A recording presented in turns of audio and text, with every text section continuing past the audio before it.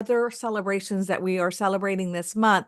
And I thought it was so touching. We recently had these wonderful individuals on another panel, and I felt so much love that I felt like this would be wonderful to also have and share with our network so we can learn more regarding coming out and questions that we might have for the LGBTQ plus community. And all of these individuals that you see right here are authentic, so genuine, and are willing to share their stories. So I want to thank each and every one of you for being here today. And the first thing I'm going to do is just really quickly talk about who I am and what I do, and then we'll move on to the panel. So my name is Teresa Palacios Smith. I'm the Chief Diversity, Equity, and Inclusion Officer for Berkshire Hathaway Home Services, and I'm really excited to be here and work with this organization. And the work we do is so important, and there's a lot of celebrations and events that you are all invited to, and all of them appear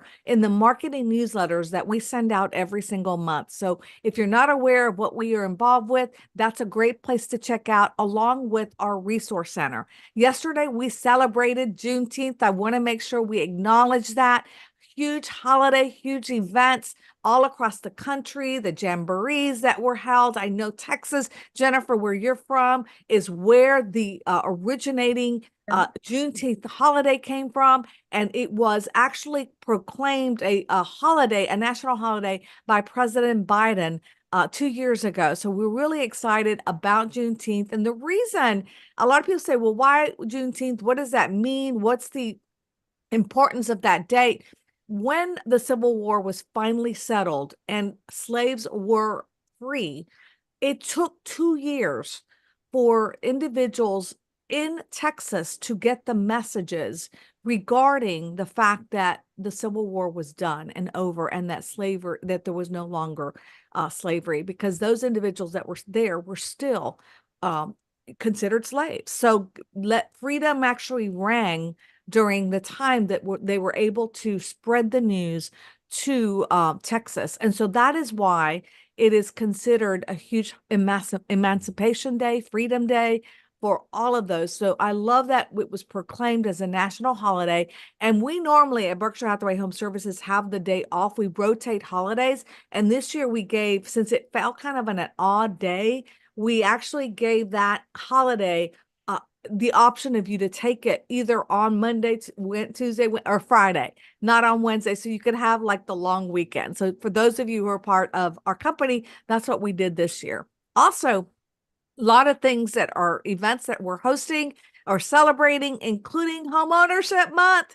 And that's really important for us. That's the industry that we're in. So it's really important for y'all to celebrate home ownership, to promote home ownership. There's a lot of events that are happening also through our resource center that we want to make sure that you talk about. And for immigrants, for me especially, having a home, it was the most significant event that impacted me and my family in my life. So I really love homeownership. And I always talk about I'm in the role that I'm in today because of the steps that we took in our family to build equity so that we could create wealth, so that I could go on to college and be placed in this phenomenal role that I'm in. So homeownership is really important. It's Immigrant Heritage Month, it's Pride Month, and it's also Caribbean American Month. So all these three events are happening this month, and we just want to take a minute to celebrate all of this. Now, my pronouns are she, her, and ella. That's the Spanish version of she and her. And today we have 5 phenomenal individuals that are part of Berkshire Hathaway Home Services Global Network. And I wanted to have a conversation that's open and frank with all of these individuals. And so we have with us, and what I'm going to do is have each of them tell me first their names, their companies. Well, I will say their names, but the companies they're with, the locations that they are in, and what their roles in the company as we introduce each and every one of them. So I'm going to start off with you, Travis. And Travis, if you can tell us, Travis Clarkson, the company you're with, and the state that you're in, and your role within the organization. Perfect. Thank you, Teresa. Travis Clarkson. I work for Berkshire Hathaway CBN Joynor in South Carolina. and I'm a realtor in what we call general. And I've been a realtor for 3 years, and I'm honored to be here. Thank you again for being here. Now I Thank have with me Ben Jasek. Ben, if you'll introduce yourself and your background and where you're from as well. Absolutely. Ben Jasek here. So I am with Berkshire Hathaway Home Services Woodmont Realty. We are located in Nashville, Tennessee. And as far as my role, I am a realtor. I have been licensed since 2016 and loving every day of it.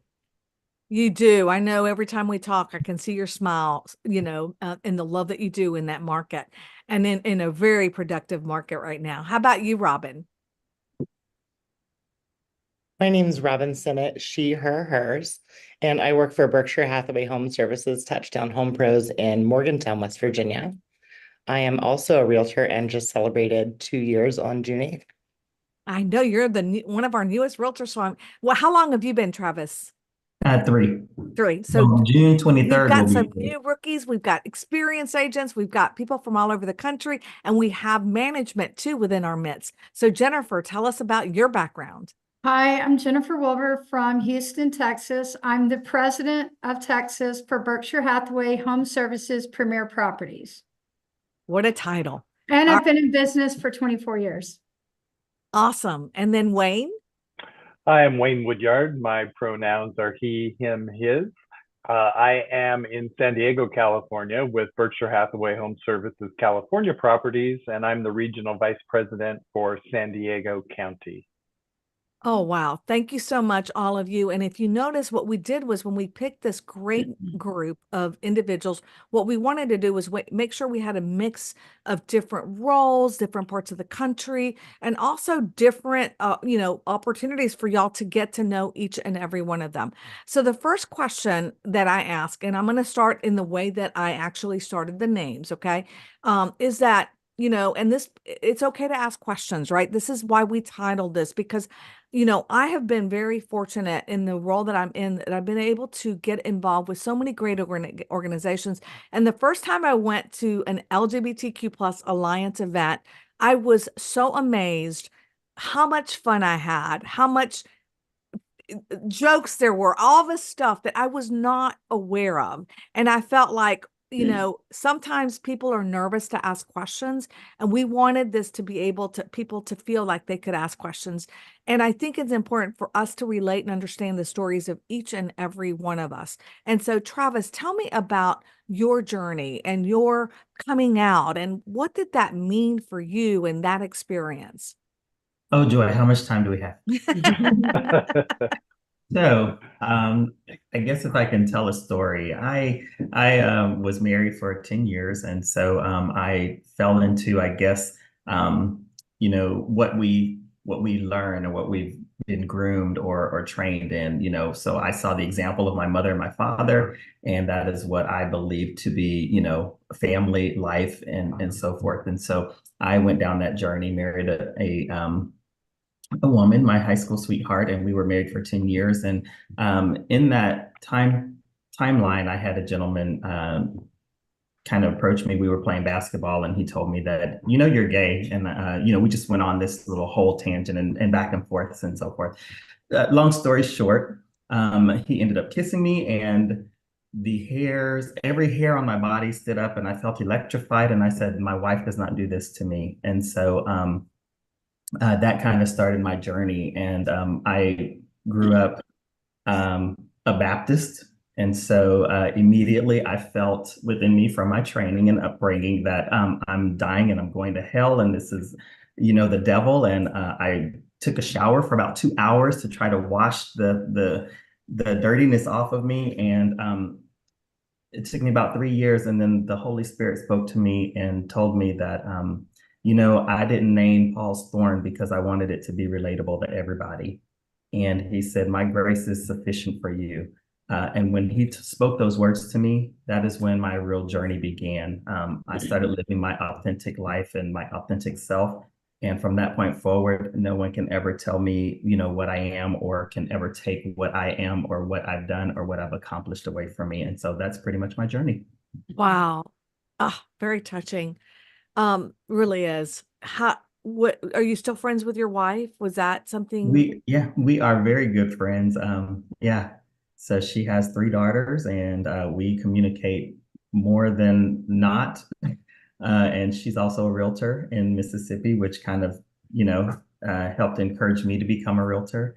And so, yeah, Oh, thank you for sharing that. no, my I'm pleasure. from Mississippi, so that's interesting to me. So, Ben, how about you?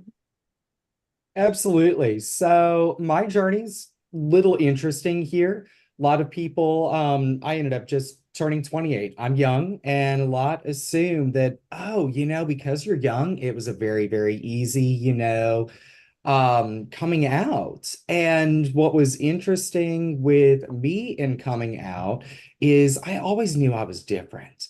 But it was one of those things where actually my mom's brother, my dear uncle, he is gay as well, has a great husband, love him to pieces. But they ended up coming out in the 80s and during, the crisis and everything else. And of course, grew up with religious background as well, and the family did not react well to it. So I had already kind of known those components. And to be honest, as far as, at least on a family level, everything else, it very much took me a while to come out. It wasn't until I was, I believe, like 22, 23 when I'd come on out to my family. I had come out to my friends beforehand and everything. But at the end of the day, I'm just me, and I am so blessed. And I just own my personality. I own who I am, and am so blessed to be made in the way that I am. And a lot of people do assume that, Ben, that because you are in a millennial, a lot of people are more open. It's more acceptable. In fact, Alex Cruz always talks about the different degrees of time periods that happened, right? Where people had to hide, they were afraid of being themselves, they couldn't talk about things. And you were in a situation that was very different, but your experience was not what people would imagine it to be based on the experience you saw in your family and the reactions that they had when your uncle came out. So thank you for sharing that. Absolutely. Robin, being a trans agent has to be you probably get a lot of questions. So what was like that journey like? Well, I can start kind of where my career began, and that was when I bought a home in 2020. And of course, we're unfortunately still kind of in that time where you have to ask, does anyone know anyone who's LGBT friendly? And a name came across a couple of times, and she was the first to get onto my post on Facebook and comment. And we began working with her. And throughout the course of that process, we found that she wasn't very responsive. She wasn't showing us properties that were, on the higher end of our budget. I think during the 3 to 4 weeks we worked with her, she showed us one property in person. So I went back to my post and I started scouring, and I found Lindsay Williams at Berkshire Hathaway Home Services. And she took us on as clients, and she was so phenomenal. She walked us through all the processes. She made the whole process enjoyable. And this was in 2020. So that's a challenge in and of itself.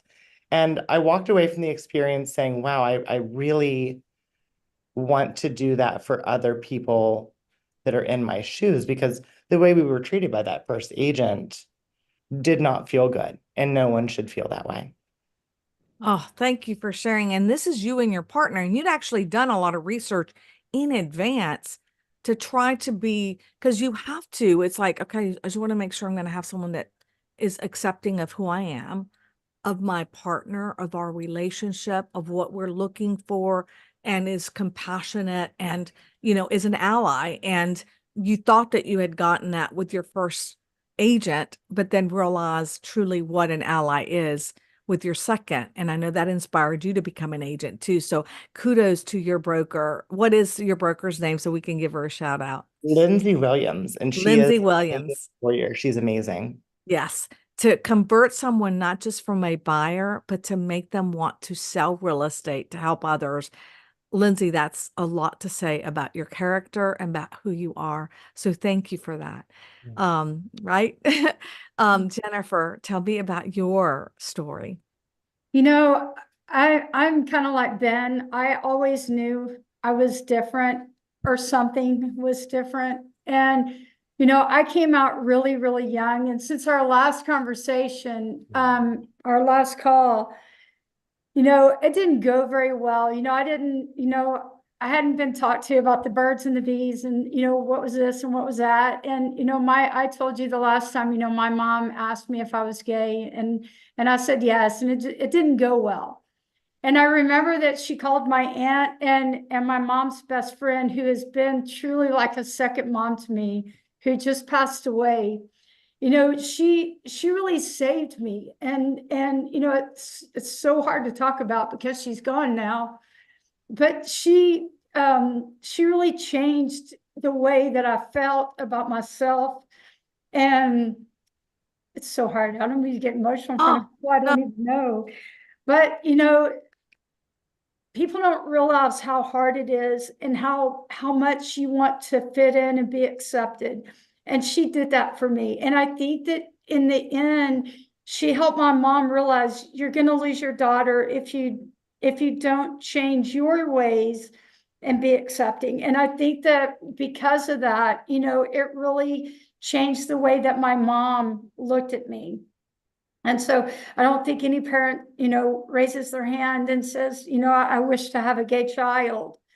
And so, this was in the 80s and you didn't talk about it. And so, I think that it really changed the journey and the path that I was on, and that I, learned to love myself for who I was. So, Oh, thank you for sharing. And also, Sure. I know that you had, even you shared with us, and we'll talk about in a minute about how even when you became involved as a leader in the organization, that Yeah. it was even hard for you to talk about your life because you Yeah. felt you might be judged. When my wife and I got together and, we had,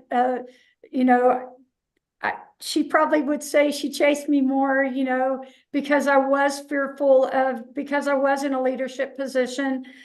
And when I told you that when we had our daughter, I was like, what am I going to do? Hide my daughter and Raylan from everyone? And we were on a trip. I was trying to think where we were. And I think we were in Canada, to be exact. And I told them, I said, we were all going swimming. And I said, hey, by the way, they were all at the door. And I said, hey, by the way, I have a partner and I have a daughter. And they all looked at me and they're like, what?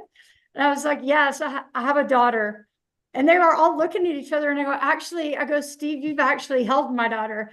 And he was like, what? And then they realized it was Raylan. And because the only child he had held was at the time he thought was Raylan's daughter, not knowing it was both of ours. And it just goes to not wanting to be judged and not wanting to, and just wanting to fit in. And I do have to say, Stacy Matthews is on this call, my broker, my owner. And I just want to say he is the most supportive, welcoming person I have probably ever worked for in my entire life. And for that, I want to say thank you, Stacy. Stacy, we love you. Thank you I so do. much. Oh. Now, Wayne, I read your story and I tore down and cried. This was last year. The LGBTQ plus Alliance, Real Estate Alliance, put together a beautiful piece, a magazine. And I was shocked because I didn't know, you didn't tell me you were going to be in it. And so I'm looking through it and I see your story and I'm like crying because I didn't know this story about what happened to you and how you came to the realization. So if you don't mind sharing it, because it was so poignant, so beautifully told, and so touching. Oh, thank you. And Jennifer, that was so beautiful. And I told myself I wasn't going to be a blubbering idiot like I was on the last call. But, and I see your wife, Ray Lynn, is on this call too, and she must be so proud of you. And it's just so awesome.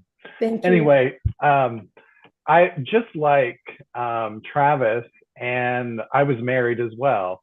And that was, my journey. But and like Jennifer, I never felt accepted, as a child. I was born in '63 when things were much different.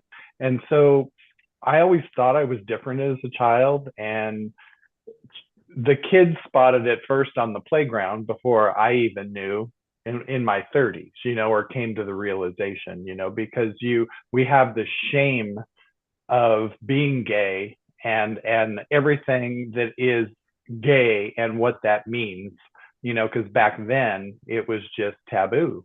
And it's shame that's projected onto us by other cultures, from religion and family and, all of that. But, at one point in time in my journey, I came to the conclusion it wasn't my shame, it was the shame of others.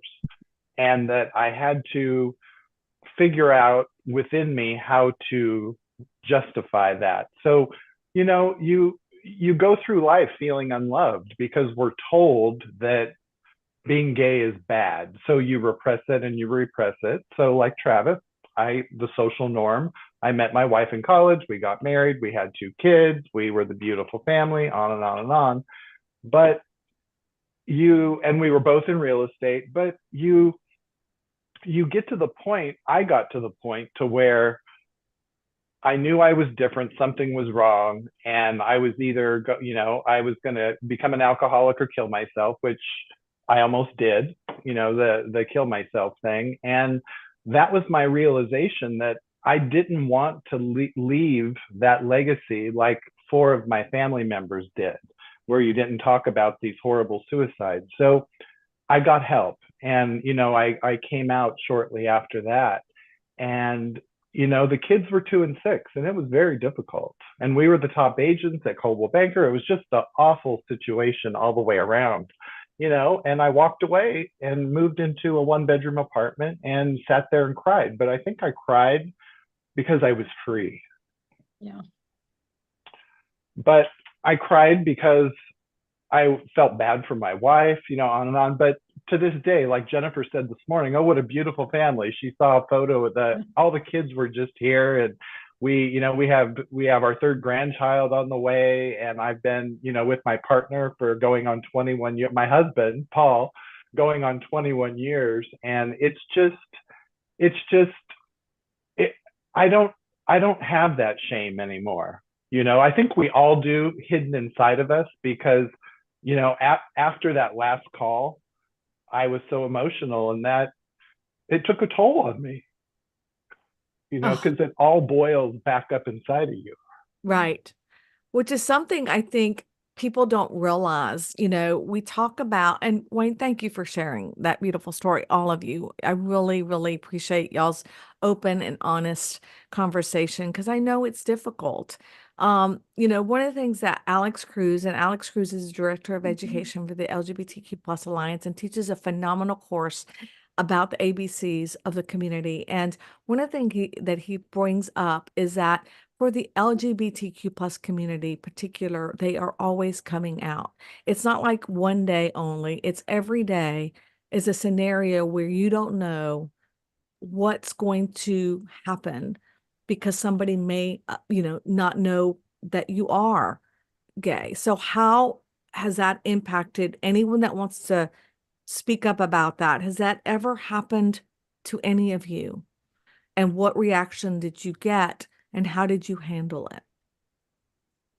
Well, I'll start. I think that, I'll speak for myself, but especially being in the role that I am at HomeServices, when I first came to the company, I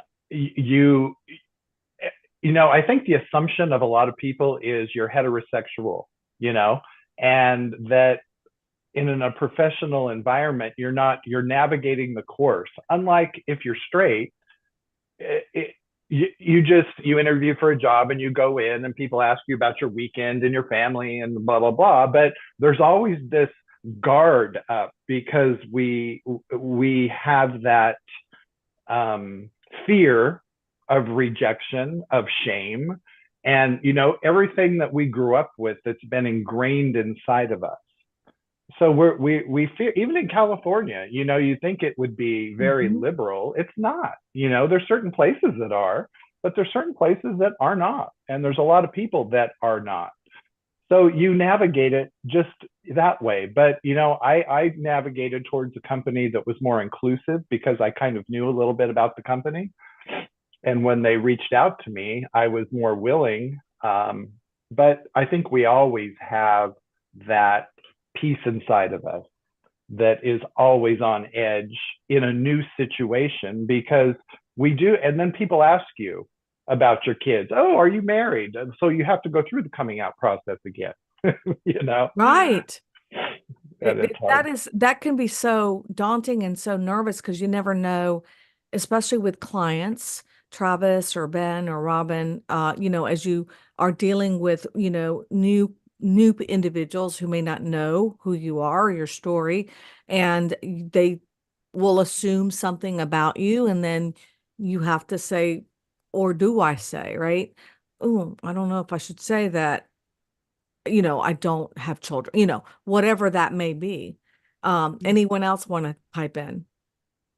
I think in Teresa, my case, so go ahead. no, you please go ahead, Robin. I think in my case, it's a little bit different because I have to analyze every person I engage with individually, one-on-one. And being in an extremely conservative state, we are the boogeyman as transgender people. We have 2 Republican gubernatorial candidates, and their platforms are anti-trans. So you're looking for the allies, and I talk about that a lot. But a lot of times you just kind of have to keep your head down and not make waves to just get by. It's so people don't realize even the danger that you can place yourself in when you're showing someone a house that's a customer that is a new customer. I mean, I can't even put myself in your shoes.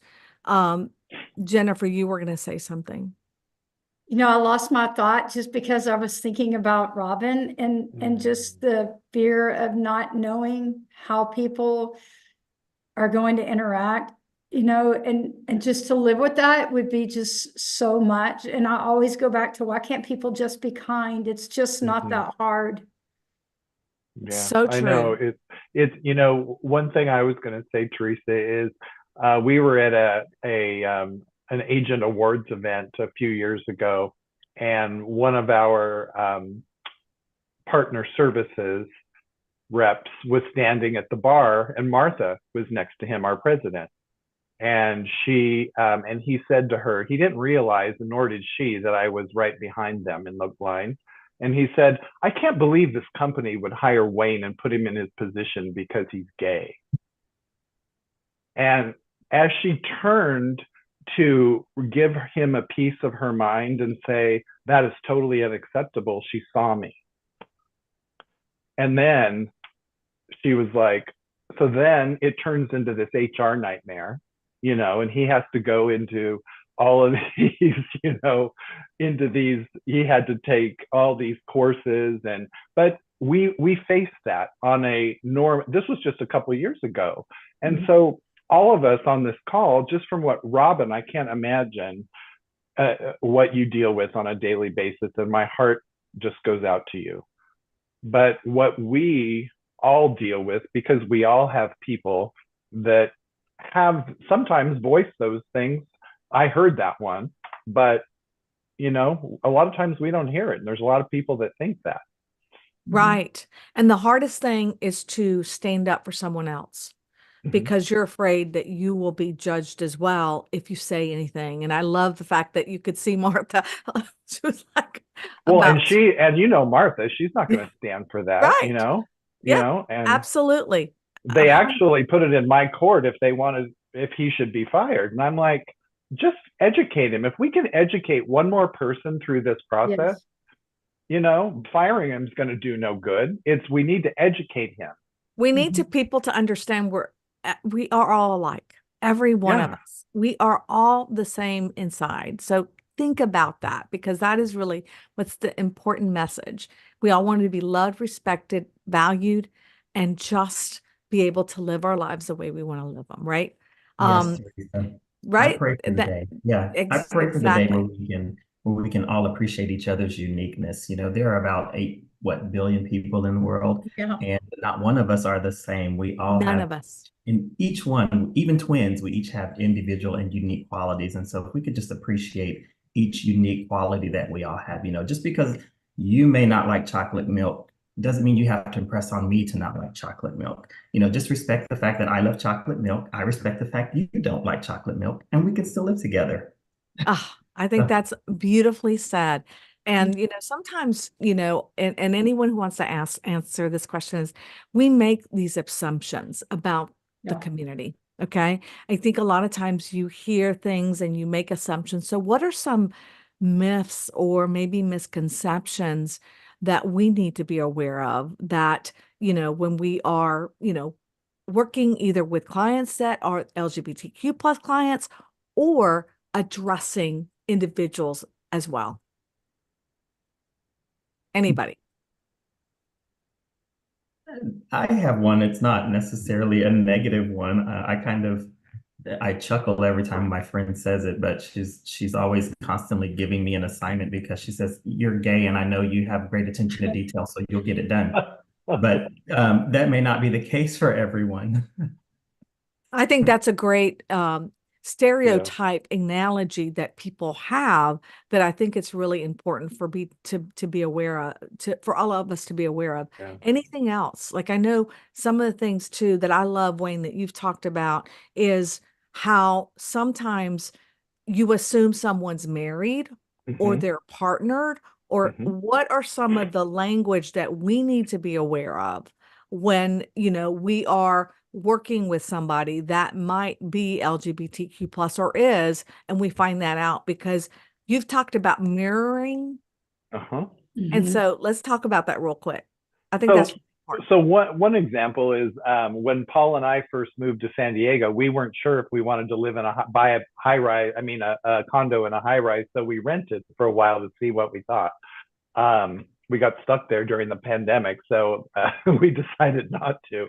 But the landlord was like, "So there's two names on this contract, and so this is my partner, your business partner."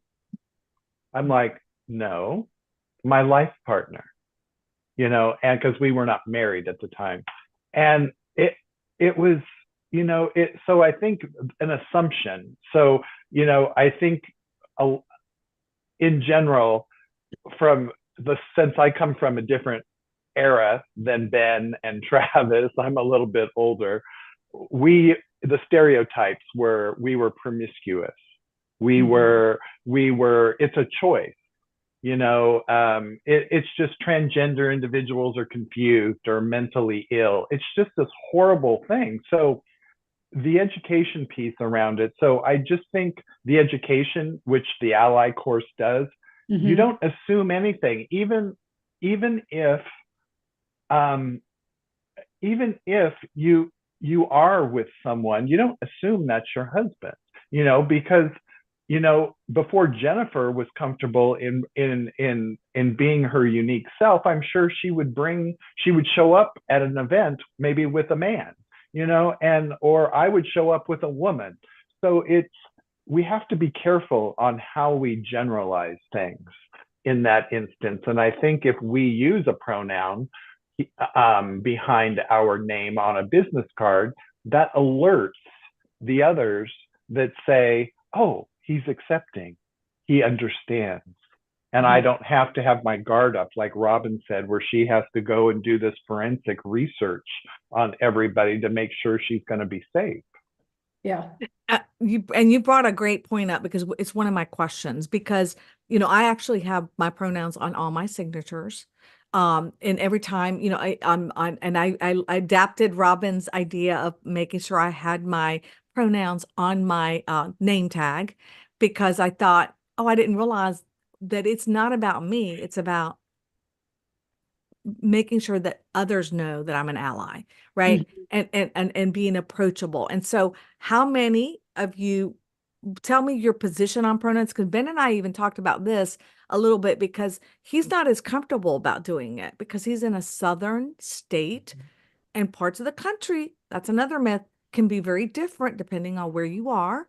whether you feel open enough to be able to do that or not. Robin, you're in a conservative state. So tell me your position about pronouns and why is it important for allies to actually have those as well?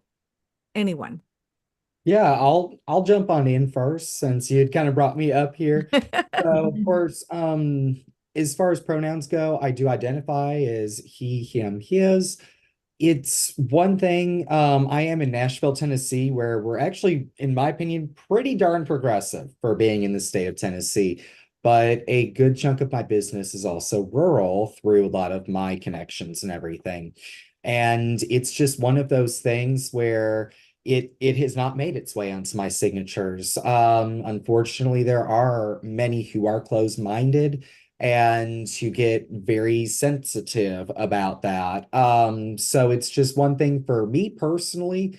I kind of go back to it's a little bit more of a geographical thing. It's a cultural thing. So at least for me in our Nashville area, I personally do not use them. It is not as common to see realtors in our area to do that. And again, that is I don't mean that in a bad way towards anybody, because I completely understand, I respect, and I acknowledge that. But it's just one of those things that even with other agents, whatnot, it's just not as common around here. We use a term, everyone's heard it, it's y'all. And it is, we constantly just use that. And you know what? It works. It meets everybody. Y'all is the perfect, Yeah. perfect, Yeah. opening to any, group. I love the fact that we can say y'all in the South, which is really opening to everyone and very inclusive, Ben. But thank you for sharing that, because get that question a lot, is like, well, I'm not sure about doing that. I might get judged. I might get misjudged. What are the rules? And having you, Ben, an LGBTQ plus individual, to say, for me, I don't use it for this reason because of where I am, my culture. I'm openly gay. People know that, but I just don't want to, make anyone else uncomfortable, especially where I am. And that's something too that I think is very unique to you. And I love that you're open and honest about it. Anyone else? I think it depends on, I'm sorry, I think it No, go ahead, depends on the audience that you're and who you're communicating with on the comfort level. And so I have a couple of different signatures that, depending on who I'm talking to, on a comfort level. And, you asked earlier about people's misconception about the LGBTQ plus. And I think a lot of it is that when you're in a relationship, that people think one is more dominant versus like the man or the woman. And I'm just Jennifer. And if people are like, oh, are you the tomboy one? And I'm like, it doesn't matter. I'm just Jennifer. Raylan married Jennifer Wilbur. She didn't marry a tomboy or anything like that. I'm just Jennifer. And so I think that's a really big one, how people, want to say that one is more the other than, male versus woman or whatever. I'm not really sure how to put that, but I'm sure that Raylan is nodding her head.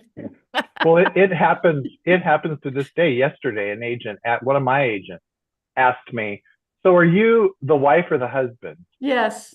And and you just kind of sit there, and and I'm just like, and he is one of the most inclusive people. He makes horrible jokes about things, but doesn't have a bigoted bone in his body. Right. He's just, he's one of these un-PC people that you can't have HR around. But I just think it takes education, because that is not the thing to say to somebody. Exactly. So do y'all hear this? Thank you, Wayne, for bringing that up. This is the kind of conversation I want to talk about, because it's open and you don't ask somebody, are you the wife or the husband? Or, Exactly. tell me about your, what were you before, or what is it now? Or do you like, you wouldn't ask a normal person, like you wouldn't ask me that. The problem with society is they sexualize what we are. So Teresa, when I see you, I don't, when someone looks at us, like the whole drag queen thing with reading to children. There's no sexualization there. It's the parents sexualizing it. As I mentioned, my parents, good grief, they're gone, God rest their soul. And they were in a different, way different generation, born in the 20s. But they used to go to San Francisco to Finocchio's, which was a great gay. It was the men were gay, and they were I hate to say drag queens, but they were the old they were entertainers, but they all went, and that was the thing to do, and it wasn't a problem back then. So what has changed now? They weren't sexualizing it back then, but now when they look at us, that's when he says, so my agent in that comment was wondering, you know, are you a top or are you a bottom in the gay world? You know, I hate to be so blunt, but No, right. It's I kind of cannot- hypocrisy though, because they accuse our community of sexualizing children, that, you know, we have baby boys that it's like, oh, he's going to be a lady killer, or little girls, you're just going to have to beat the boys off of her. oh yeah. Yeah. Exactly. All these things that, you know, are really, you know, dialogues that are happening every day, but then the turn of events becomes just a negative toward the community because there's no understanding or education. And that's really the bottom line. There really is not understanding or and there's judgment based on, you know, your religious beliefs. I'm a very religious individual. I grew up as a Catholic. You know, my husband was a Southern Baptist. Travis, like you, I don't know if you were Baptist or Southern Baptist, because there's a difference, you know, but, you know, having those, you know, melding of two different religions, I think helped me be more accepting of, oh, wow, why do y'all do that? Or, you know, and vice versa, because it all points out to that specific religion belief. And I'm like, think about it. You know, God created every one of us. If you are in a religious belief, so why would that be wrong, right? He created me, right? And so, you know, I look at it from that perspective always, that we are unique. And I think, Travis, you said that, or, you know, and that's really what we have to think about. Each one of us are unique, that God made us, if you are religious and you believe that. So why would it be something wrong? What would be wrong with that? So that's my point. That's my position. Well, and we have a lot more work to do, because out of the 50,000 agents HomeServices has in the network, we have 7 people on here other than us. Right. And that shows. Oh, I say 21 people, but yeah. But well, oh, I'm sorry. So we have 14 plus 7. Yeah. But we do have a lot of work to do. Yes. But we do have a lot of work to do through all of our management. And I don't know what the answer is, because we need to be the educators, because we don't want to change people's minds, you know, because we just need to educate people that everybody should be treated equal. Yeah. And it starts with one person. And so my belief is always, yes, we should have more people on here, but one person can touch and really impact that next person, who can touch and impact another.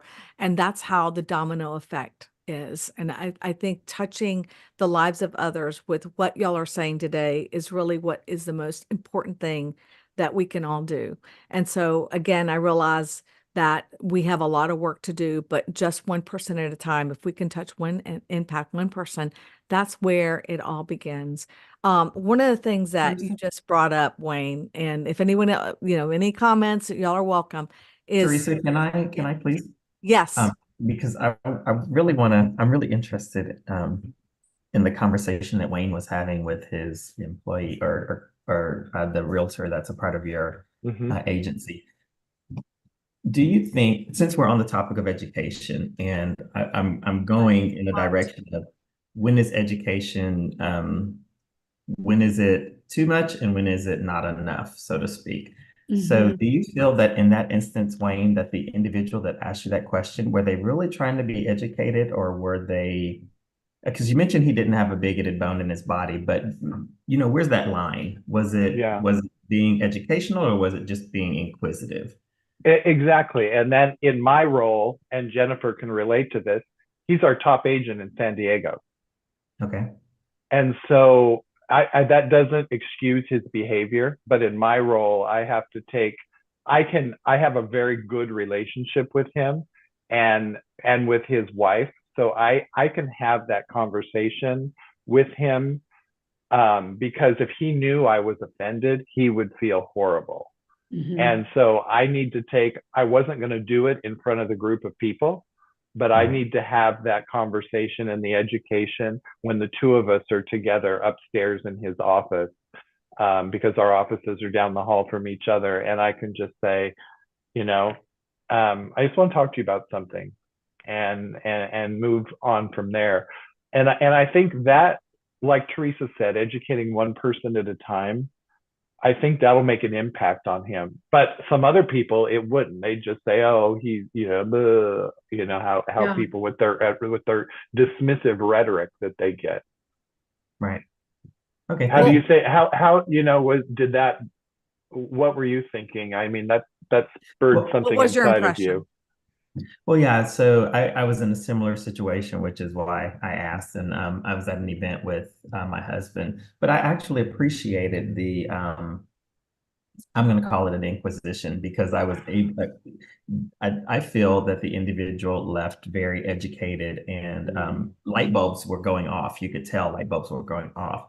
But some of the things that, were being asked, it was, where It's do you draw the personal line? information that you Yeah, would it's never so ask anyone personal. in a conversation, which Robin, you brought up very beautifully. And I don't mean, and so tell that piece, because we talked about this yesterday, on why would you think it's okay for you to ask that question? Would you ask that question to another couple? Right. Right? We've talked about, Yeah. people's fascination with our bodies, what surgeries we may or may not have had, how we're intimate with our partners. And that's just not something you would ask somebody else. And people feel like they have that license to that part of your who you are, and they truly just don't. And that's the biggest thing. So for a trans agent, those are taboo questions for you to ask, because you wouldn't ask anyone else those questions. So think about, okay, wait a minute. Why would I ask somebody that I wouldn't ask Teresa, right? And if they do, that then it's them. It's the inappropriateness between them, right? That individual. So keep that in mind as we work with the community, as we learn more about the community.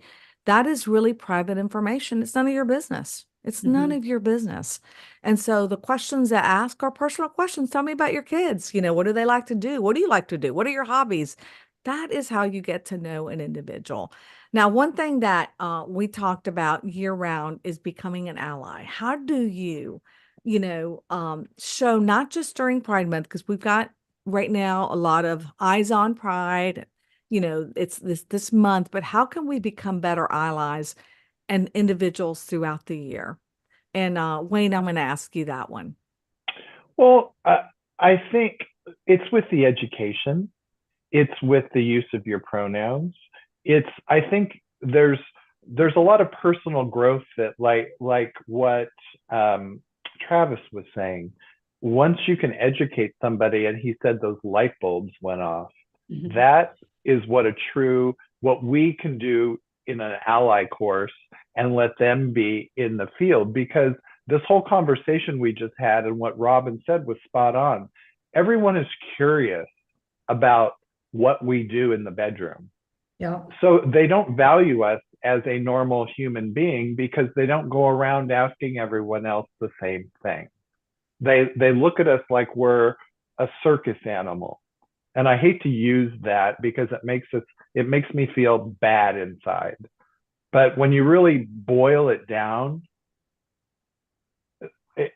tell me if I'm wrong, but that's how it makes us feel. So I think through the Ally program, we could do a lot of education, because some people just flat out don't get it. And when we have these conversations, they're like, wow, I can't believe that I even said that. Well, you know, a lot of things are ingrained in us how we were raised. We've all probably taken the bias override class. Good grief, I didn't realize some of the stuff I had been ingrained with as a child, you know? Each of us have stereotypes depending on where we grew up, how we, were raised, religion, background, cultures, that really affect those biases and stereotypes. So, really always check that before you speak and think about, wait, stop, pause, and think about what you're going to say, or think about, this is an individual, this is a person, a human. And that's what you got to think about when you're talking to anyone, any client, anyone that you're addressing, Poor especially. Bennett. I don't mean to interrupt you. I'm sorry. Yeah. What? No, I was going to say poor Ben and Travis probably think that Wayne, he's traumatized. No, not not at at all. I all. was going to actually piggyback off kind of what you were Yes. saying, Wayne. And for me, I mean, we've all heard ignorant comments or questions or this and that. And, there's many of my friend groups where I am the only LGBTQ plus individual in our friend groups. And I've been very open with my friends about, hey, I want to be a resource so that you can be better educated and understand. I've also had some not so great things or negative comments or remarks made. And instead of myself getting upset, I more so am one to kind of dig into the why and educate on that one. Because again, we're all people at the end of the day, and yeah, I might be a little different than you, and the other person might be very different than me.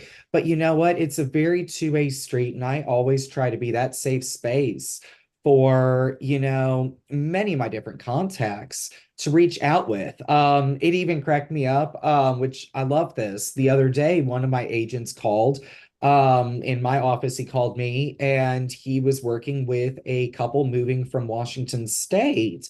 And both guys moving from Washington State, they've been married for a while, and the agent was questioning me, hey, how would you feel, in this area? What are some things I should look out for? Because again, Tennessee, once you go outside of Nashville, some areas it's like the Wild West where you hear the banjos playing in the distance. So it's like I love to be that resource. And for me, again, it's just education and just informing others so that they can also be, better educated on their end. And, again, whether it's comments, whether it's whatever, just kind of, I try to hit that on the front end so it doesn't come back around. And I like to think I've got pretty tough skin. I can make it through things, but others may not be. And that's where it's like, again, just the education, informing all of that for me is so crucial. So I really try to be a, LGBT resource for those who are not involved with the community, or invite them out to, some of our events that we do or whatnot, and really giving those a different perspective. Because, some are caught up so much on labels or this or that the news media projects. And I'm trying my best to just break that down, and we're just us, And you brought something up that I really want to, because we're running out of time. I can't believe this conversation has been so great. I wish we could have had more time, but in the, the organizations, because each of you I know are very involved in your communities. And like I said, for me, what really has been the most significant and made the biggest impact for me has been the organizations that I've been involved with, where I get to learn, and this is my job. I get to be, exposed to different cultures and opportunities. So what organizations are y'all involved with locally that that you highly, or nationally, that you highly recommend us get involved with within our own communities to learn more and to get more exposure and more education? And I'll start with you, Travis. So I am involved with a organization called Youth Outright. It's out of Asheville, and they, I'm going to say, specialize in queer teens and transgender teens, in helping them really forge a path in life, so to speak. the majority of the times these teens are displaced from their homes because of the decisions they've made to be, trans or gay. And so this program kind of gives them education and gives them like a career mindset or a career trajectory. And they also provide them with stipends and so forth. And so it's a really good organization. Now, I can't say that I agree with 100% everything that they do, but the majority of the things that they do, I am on board with, and I volunteer and I donate to that particular organization. In fact, when I got married 2 years ago, in lieu of gifts, I requested that individuals make donations to that charity, and it was a huge hit. Beautiful, beautiful. Thank you for sharing that. No Robin. I think I touched a little bit on it yesterday. I'm a huge proponent of the National Center for Transgender Equality. They've got such a comprehensive website that is a resource for trans people, people that want to be allies. I mean, just about anything you could think of to look up as an ally or even a trans person is there. It's questions that you might be afraid to ask someone who's trans. It's state by state guidelines on procedures like changing your name, what your rights are, and all of those things. And I think it's great, not only for the transgender person that doesn't quite know how to navigate their own journey or how to look out for their best interest, but it's also a great starting point for allies to know what questions they need to ask, because you don't know what you don't know. Thank you for sharing that one. And it's great for parents too, who might be going through that with their own children. So I thank you for sharing that one. Ben, how about you? Absolutely. So I'm involved with, gosh, a lot of different things if you've met me. But I am on the Nashville, for our local chapter, I am on the board of the LGBTQ plus Real Estate Alliance, which is such a phenomenal resource, spreading our advocacy for home ownership within the community. So big part of that. I'm also part of the Tennessee Pride Chamber as well. It is headquartered here in Nashville. So whether they are LGBTQ plus owned businesses or very strong ally supporters, such a great resource with that as well. And then another organization that I personally have been very involved with, and it is near and dear to my heart as well. I'm so excited I can say this, is that my other half, or my boyfriend, is actually the senior manager over at Music City Prep Clinic, which is a HIV, STD, they're very educational within the community and they're actually largest clinic within the US, to my knowledge, for at least a city base. It's not national. So great nonprofit organization. I've been doing a lot of volunteer work with them as well. And just the advocacy that they do for the community and for those affected with or preventing, HIV, AIDS, all the different things there. It's just, they do so many amazing things, and I'm proud to be part of that as well. Thank you so much, Ben. We only have a minute left because we're running over time, but I do want to catch Jennifer and Wayne before we sign off, because Jennifer, you talked about a great organization in Texas, and I think they're national, that we just want to make sure people know about. Tony's Place. It's a lot like the charity that Travis talked about. It's kids that have been displaced, and they were talking to me last week about, they needed more people to volunteer. And so I'm definitely going to reach out to them and sign up to do that. But we met them last year at the convention. And so I was like, oh my gosh. And so financially, they need all the support they can get. Thank you for mentioning that group and that organization. And that was a convention at the LGBTQ plus Alliance. And they have a big event in September. Is it September? Yep, in Las Vegas. In Las Vegas this year, Yep.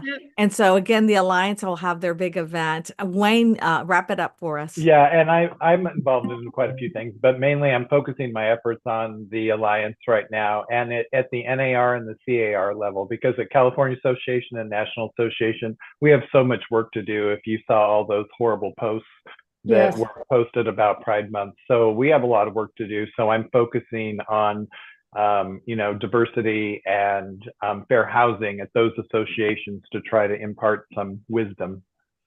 Thank you all for being on this special edition of celebrating Pride Month, for providing your comments, bringing your authentic selves, and really sharing your story with all of us. It has been a very special moment for me.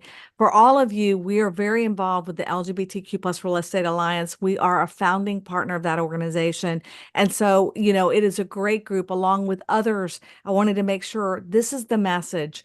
There are organizations, I don't care where you live, in every city, that you are able to join and to be a partner with. And so seek those organizations so that you can educate yourself, get others involved, teach your children. And the biggest thing I want to remind everyone, I'm going to really quickly share my screen as we sign off, because we do have a discount that we offer those of us who are employees or members of the LGBTQ plus community, and you get a discount, when you join the Alliance. So if you look at the discount, this is the discount code that you would use, HSOA 2024. You can also use BHHS 2024, and you get a discount to join that organization. You can scan the QR code right there and access the organization. And as I sign off, just a couple reminders. I'm going to switch off. We do several programs. Diversity Matters is one. This is our next guest, Lemo Levels, who's the Chief Diversity Officer at Berkshire Hathaway Energy. He's going to be our next guest. We also have Women Who Lead. Jennifer and Robin both have been premiered on that program. Their podcast is available. You can download their information, and we have that every month as well. Reading list, favorite movies. These are my top 3. I just picked 3 that I could find on any of the 3 big at Hulu, Prime, or Netflix. And I really, Boy Erased, oh my God, that's one that touched my heart because of that, that transition, was it called conversion therapy, that I didn't know about existed, really kind of educated me totally. So again, some of my favorite movies, there's a bunch of them, but these are ones that I thought were real easy and accessible for all of you. And Wayne, I love this, and I wanted to share it as we sign off. We may all look different on the outside. I mean, the beauty of the color of each of these beautiful eggs, but when it all comes down to it, we're all the same inside, right? So thank you all, right, for joining us. Thank you each for being here. Have a wonderful, wonderful rest of the month.